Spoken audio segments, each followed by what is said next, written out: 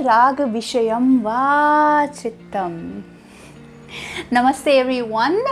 Welcome to the Yoga Sutra number 1.37.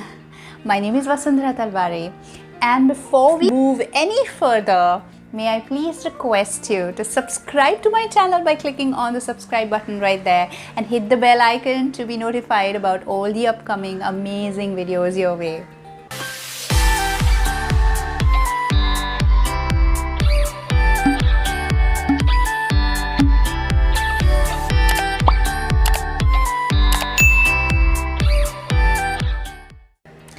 So far, Maharishi Patanjali in this chapter on Samadhi has explained, starting from the 1.34 Sutra that talks about the various ways of contemplating, of meditating.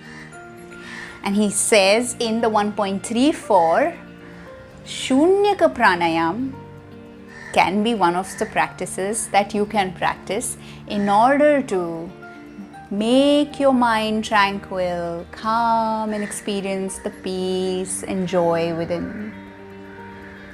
In 1.35, he asks us to focus on an object outside. In 1.36, that is the previous sutra that you saw in the last video, and if you haven't yet seen it, please go check it out. He says, why don't you focus on the light within? The innermost, deep core within your heart.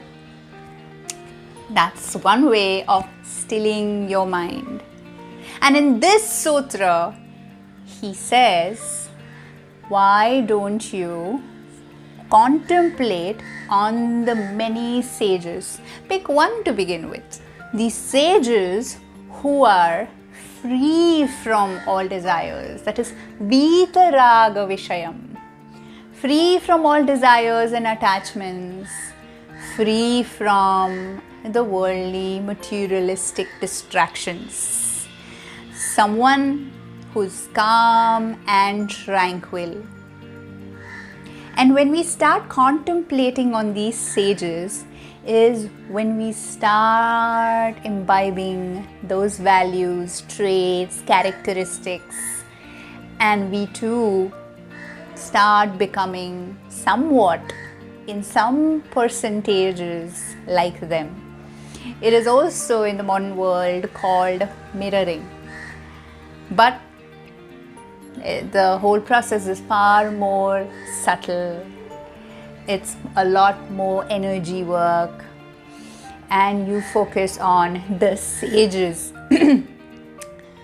with noble lives, with noble values, somebody you would like to become and experience the same calm and tranquil that they experience in their lives. Or you could choose to contemplate on a divine object. Now you can choose from a whole lot of sages. There are so many. Somebody like Vyasa, Ramana Maharshi, Sri Aurobindo, Ramakrishna Paramhansa, Shukka, Shankara, Ramanuja, Madhava, Chaitanya, Vallabha, and the list of men of illumination just goes on and on and on and on. So choose the one you most feel aligned with and contemplate on their traits, on their values, and imbibe them into your own. And when you reflect on the divine, pure essence of these sages, you start gaining confidence, stability, and eventually develop a desireless state of mind. And in the same way, you can also focus on each stage of an asana or the movement of your breaths in order to bring your chitta in a state of desirelessness. When the consciousness is kept free from desires and attachments, it automatically becomes pure. It's a tough one.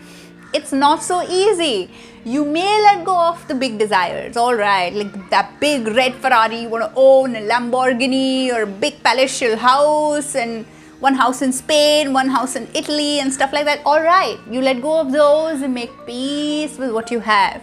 But what about those little desires that keep popping up like popcorns? What about those? Becoming desireless completely is not a task for people like us, but we can aspire for sure, one step at a time, one asana at a time, one breath at a time. Isn't it? That's what the human body form we have taken birth in is for. Only we can do that. We can put our mind to focus on something, eventually to become that state of nothing. That's what I call Shiva, which means nothing. A journey. I won't say long or short, but it's a journey. We're going to take those steps consciously and with awareness. So hope this sutra has helped you understand the fourth practice that Maharishi Patanjali is talking about when he speaks of contemplation, meditation. What can you do? What can you focus on? And if you like this video, please leave a comment. Let me know what your thoughts are. What do you think about this way of contemplation? Which guru or a sage would you like to contemplate on? Who would you like to mirror? Whose qualities and values do you most appreciate? Leave a comment and let me know. I would love to read them. And please subscribe to my channel if you haven't already, and click the bell icon to be notified about all my upcoming amazing videos. And please share the video with your loved ones. They too will come to know what's in store for them. Thank you once again, and I love you very much. Mwah.